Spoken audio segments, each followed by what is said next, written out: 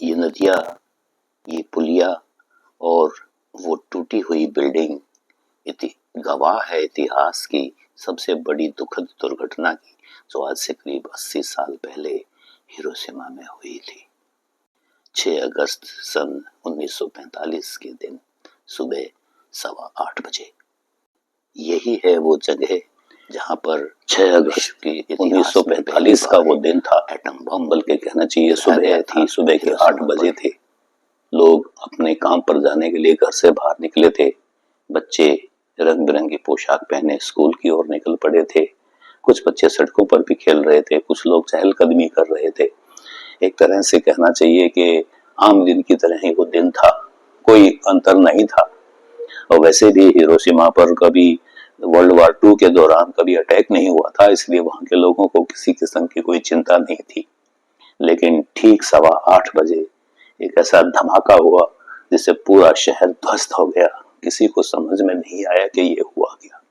करीब 9000 मीटर की हाइट से एक प्लेन द्वारा एटम बम, जो कि यूरेनियम 235 से बना था एटम बम, उसे गिराया गया। करीब 44 सेकंड में वो नीचे आया और जमीन से 600 मीटर की ऊंचाई पर वो फट गया।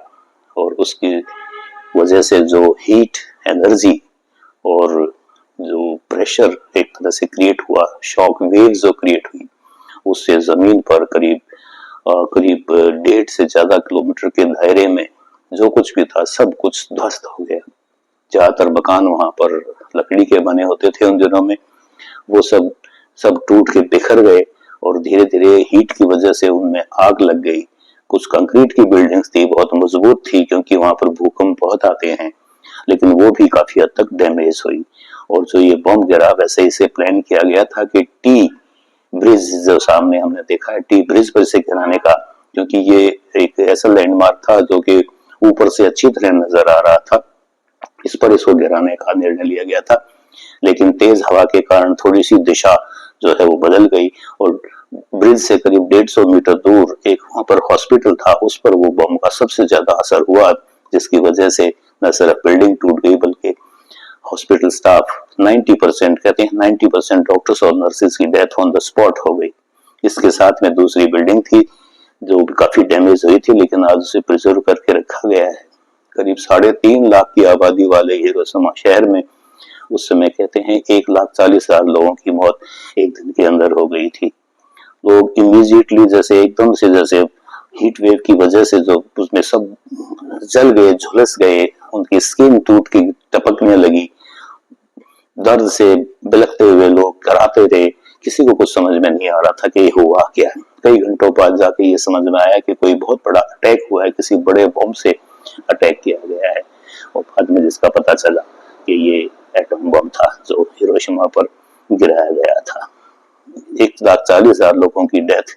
इसके दरअसल देखा जाए तो रेडियो एक्टिविटी के जो इफेक्ट्स होते हैं वो इमीडिएट तो होते हैं हीट की वजह से, जिसमें शरीर झुलस जाता है, जल जाता है, लेकिन उसके बाद रेडियो एक्टिविटी के वजह से जो नुकसान होता है वो उसके लेट इफेक्ट्स होते हैं, जो कुछ दिन बाद, कुछ महीने बाद, यहाँ तक कि कुछ सालों बाद भी, बल्कि कई जनरेशंस में भी नजर आ सकते हैं। और हिरोशिमा इन सब से लड़कर आखिर में एक सशक्त शहर के रूप में उभरा है, जिसके लिए आजकल यहाँ पर लोग टूरिस्ट जो है वहां पर दर्शन के लिए आते हैं।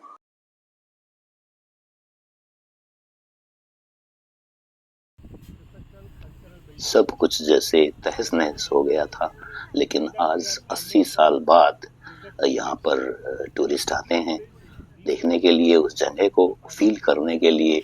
और सच मानिए एक यहाँ पर आकर एक बहुत ही अजीब सी फीलिंग मन में आती है 80 साल पहले हुए उस हादसे को देखकर।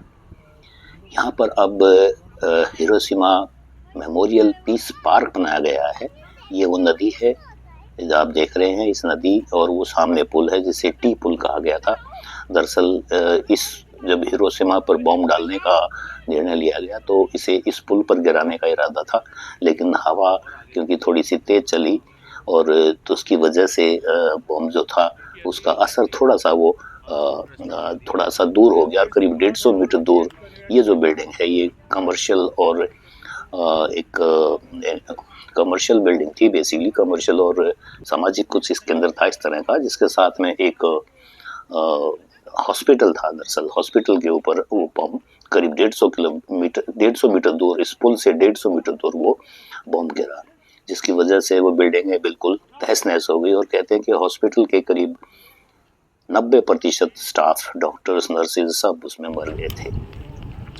ये जो बिल्डिंग है ये कमर्शियल हब होता था वहाँ का, बुरी तरह से डैमेज हो गई थी, लेकिन इसको संभाल कर रखा गया है उस याददाश्त के एक तरह से, उसकी यादगार के बारे में। हालांकि इसमें थोड़ा डैमेज और था, इसको थोड़ा सा ठीक किया गया है ताकि ये बिल्कुल ढहने से बच जाए। और साथ में जो नदी आपने देखी थी, ये वो नदी है जिसमें जब हादसा हुआ तो लोग बुरी तरह से जख्मी हुए, जल गए, बुरी तरह से झुलस गए, और वो दर्द से बचने के लिए, आग से बचने के लिए इस नदी में कूद पड़े। लेकिन कहते हैं कि गर्मी इतनी ज़्यादा थी, बॉम्ब की जो गर्मी थी वो इतनी ज़्यादा थी कि इससे नदी का पानी भी भाप बनकर हवा में उड़ गया, और साथ में समुद्र से पानी यहाँ पर आ गया, जिसकी वजह से सभी जो लोग थे वो डूब गए, मर गए। और एक समय था जब इस नदी में सिर्फ लाशों के सिवा और कुछ भी नहीं था। आज यहाँ पर ये एक मेमोरियल पीस पार्क बना गया है, जिसके अंदर ये एक मेमोरियल है। और आप देखेंगे कि यहाँ पर एक 24 घंटे एक ज्वाला जलती रहती है, जैसे हमारे यहाँ पर अमर जवान ज्योति है, इसी तरह से यहाँ पर भी एक ये ज्वाला प्रज्वलित की गई है, जो कि 24 घंटे इसमें यहाँ पर जलती रहती है। इस पार्क में अलग अलग तरह की स्मारिकाएं हैं। ये पीस मेमोरियल है जहाँ पर लोग आते हैं और श्रद्धांजलि देते हैं उन मृत लोगों को जो 80 साल पहले बॉम्ब अटैक में मारे गए थे।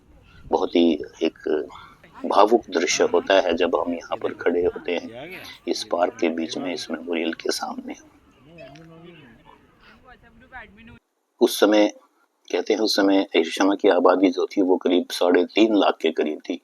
हालांकि जापान का बुरी तरह से तहस नहस हो चुका था जापान, लेकिन हिरोशिमा पर कोई भी अटैक नहीं हुआ था, इसलिए लोग यहाँ पे निश्चिंत थे।